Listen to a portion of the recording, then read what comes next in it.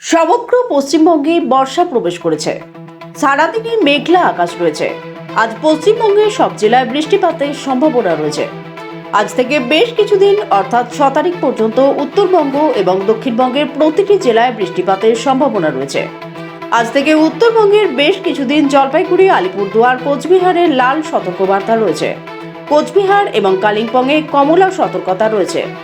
জলীয় বাষ্পের পরিমাণ বেশি থাকায় বৃষ্টি হলেও অস্বস্তিকর পরিস্থিতি বজায় থাকবে। তাপমাত্রা কমবে বৃষ্টির ফলে। মনসুন তো অলরেডি কভার করেই গেছে এবং মনসুনের আবহাওয়া আপনারা দেখতেও পাচ্ছেন। সব সময় ক্লাউডি স্কাই ইত্যাদি এবং মাঝে মাঝে বিভিন্ন এক পশলা করে বৃষ্টি হচ্ছে। এটা টিপিক্যাল মনসুনের হাওয়া আমরা পেয়ে গেছি। আর গতকালে যে লো প্রেশার এরিয়াটা ছিল না, একটা নর্থ ওয়েস্ট বে অফ বেঙ্গল, তারপরে আপনার অ্যাডজয়নিং আপনার নর্থ ওয়েস্ট উড়িষ্যা এবং ওয়েস্ট বেঙ্গল কোস্ট, ওটা আপনার লেস মার্কড হয়ে গেছে। ওটা আজকে আর নেই, ওটা দুদিনই থাকলো। তবে আজকে একটা আপনার সাইসার আছে লো লেভেলে, যদিও ওই সাইসারটা আমাদের রিজিয়নে হয়তো অতটা বেশি এফেক্ট করবে না, ওটা ইস্ট ঝাড়খণ্ডে আছে। তো যেহেতু ওটা ইস্ট ঝাড়খণ্ডে, সেই জন্য আমরা হয়তো পশ্চিমের যে জেলাগুলো আছে সেগুলো তো একটু বৃষ্টি পেতে পারি। আর এই হচ্ছে মোটামুটি সিনপটিক ফিচার। আর ডেলি ফোরকাস্ট হচ্ছে এইরকম, যেমন আজকে পশ্চিমবঙ্গের সব জেলাতেই ওয়াইড স্প্রেড রেনফল হওয়ার সম্ভাবনা আছে, আমরা ফোরকাস্ট দিয়েছি। কালকে উত্তরবঙ্গের সব জেলাতেই ওয়াইড স্প্রেড রেনফলের ফোরকাস্ট আছে, এই সম্ভাবনা আছে। আর দক্ষিণবঙ্গের সব জেলায় ফেয়ারলি ওয়াইড স্প্রেড রেনফল হওয়ার সম্ভাবনা। 2 তারিখে আপনার উত্তরবঙ্গের দার্জিলিং, কালিম্পং, জলপাইগুড়ি, আলিপুরদুয়ার এবং কোচবিহার, এগুলোতে ওয়াইড স্প্রেড রেনফল হওয়ার সম্ভাবনা আছে। আর উত্তরবঙ্গ এবং পশ্চিমবঙ্গের বাকি সব জেলাতে ফেয়ারলি ওয়াইড স্প্রেড রেনফল হওয়ার সম্ভাবনা আছে। তারপরে আপনার 3, 4, 5 জুলাইতে দার্জিলিং, জলপাইগুড়ি, কালিম্পং, আলিপুরদুয়ার এবং কোচবিহারে ওয়াইড স্প্রেড রেনফলের সম্ভাবনা আছে। দিনাজপুর, মালদাতে ফেয়ারলি ওয়াইড স্প্রেড হওয়ার সম্ভাবনা আছে এবং দক্ষিণবঙ্গের সব জেলাতেই ওয়াইড স্প্রেড রেনফল হওয়ার সম্ভাবনা আছে। 6 তারিখে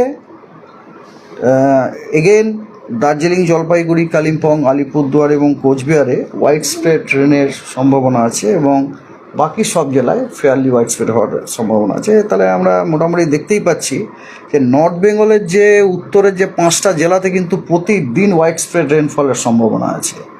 আর সাউথ বেঙ্গলেও আপনি যদি দেখেন, এক্সেপ্ট এ ফিউ ডেজ, আপনার একদিন বা দুদিন বাদ দিয়ে প্রত্যেক দিনই কিন্তু সব জেলাতে ওয়াইড স্প্রেড রেনেরই সম্ভাবনা আছে।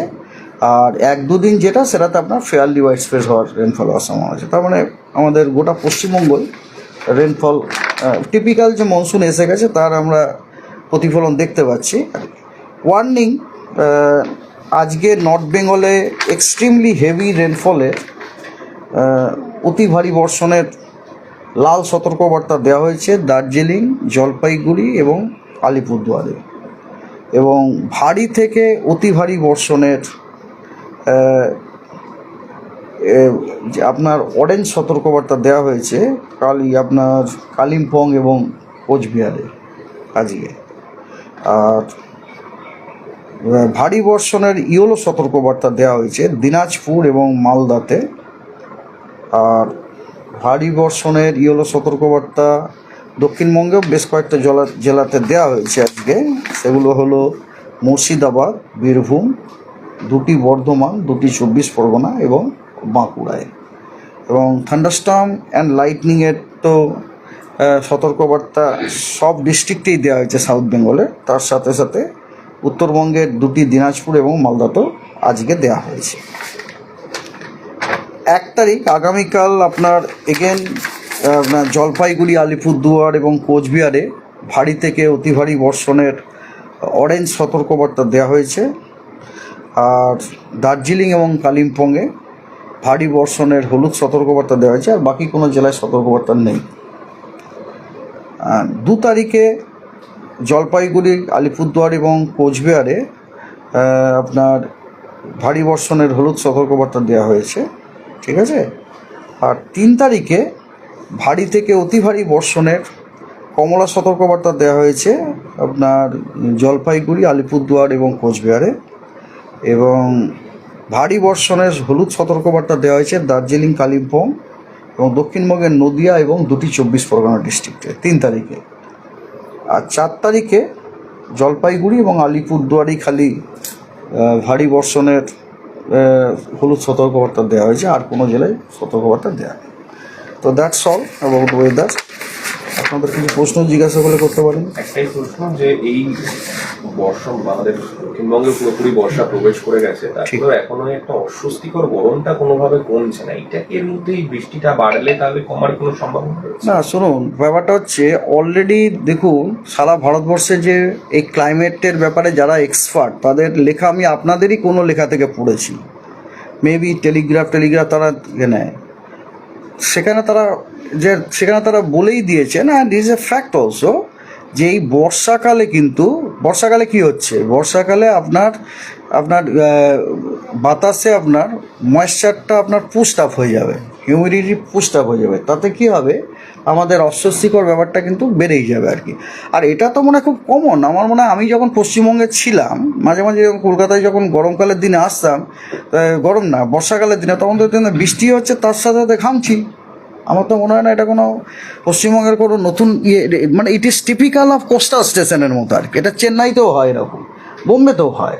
মানে বৃষ্টি হলে আপনার আপনার তাপমাত্রাটা কমেছে, দেখুন ম্যাক্সিমাম তাপমাত্রাটা কমেছে, কিন্তু তাপমাত্রা কমলেও বাতাসের যে হিউমিডিটিটা ওটা কিন্তু বেড়ে যায়। কারণ আমাদের কী হয়েছে, আমাদের একটা হাইড্রোলজিক্যাল সাইকেল আছে, আমরা বলি একটা জলচক্র আর কি।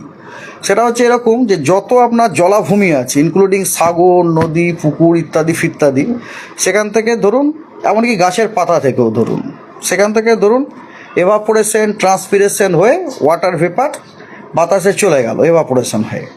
এবার সেই ওয়াটার ভেপার আপনার বিভিন্ন রকম পদ্ধতির মাধ্যমে ক্লাউডে পরিণত হয়, ক্লাউডের মধ্যে রেন ড্রপ হয়, তারপর বৃষ্টিটা হয়ে গেল। এবারে সেই বৃষ্টি সেখান থেকে ধরুন, এমনকি গাছের পাতা থেকেও ধরুন, সেখান থেকে ধরুন এভাপোরেশন, ট্রান্সপিরেশন হয়ে ওয়াটার ভেপার বাতাসে চলে গেল, এভাপোরেশন হয়ে। এবার সেই ওয়াটার ভেপার আপনার বিভিন্ন রকম পদ্ধতির মাধ্যমে ক্লাউডে পরিণত হয়, ক্লাউডের মধ্যে রেন ড্রপ হয়, তারপর বৃষ্টিটা হয়ে গেল। এবারে সেই বৃষ্টির জল মাটিতে জমা থাকলো, পরের দিন যেই সূর্যের তাপ পেলো, আবার এভাপোরেশন স্টার্ট হলো।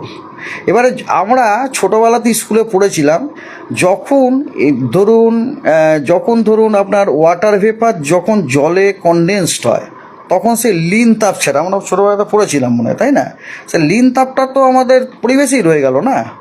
তাহলে আপনি দেখুন, যখন বৃষ্টিটা হচ্ছে, লিন তাপটাও পেয়ে গেলেন আপনি ফোকটে, at the same time water vapour তো ময়েশ্চার তো পুস্ট আপ হয়েই গেল।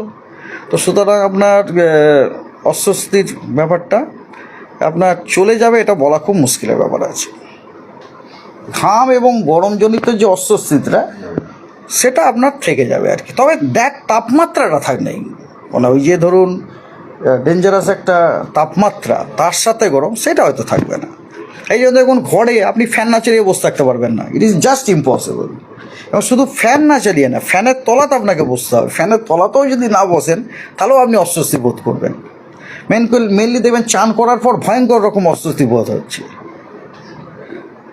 তো এটা তো অলরেডি আমি কাগজেও বললাম, আমাদের অনেক বড় বড় এক্সপার্ট, এবং it is a fact. Bureau report, বঙ্গের খবর।